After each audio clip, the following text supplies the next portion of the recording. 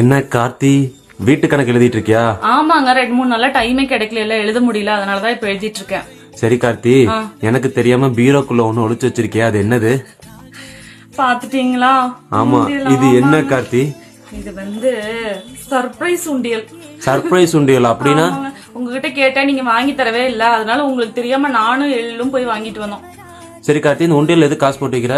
உங்களுக்கு ஏதாவது பெருசா கிஃப்ட் பண்ணலாம்னு தான் வாங்கி வச்சிருக்கேன். அது மட்டும் இல்லைங்க, இதுல காயின்ஸ் போடுறதுக்கு இல்ல, எல்லாமே 100 ரூபாய், 200 ரூபாய், 500 ரூபாய் அந்த மாதிரி போடலான் இருக்கேன்.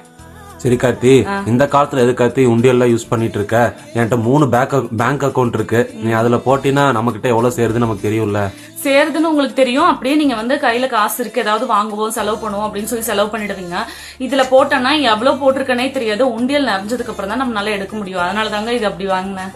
என்ன கார்த்தி, இன்னும் பாட்டி தாத்தா காலத்து மாதிரி உண்டியல் சேர்த்து வச்சிட்டு இருக்க? உண்டியல் சேர்த்து வைக்கிறது எவ்வளவு நல்ல ஹாபிட்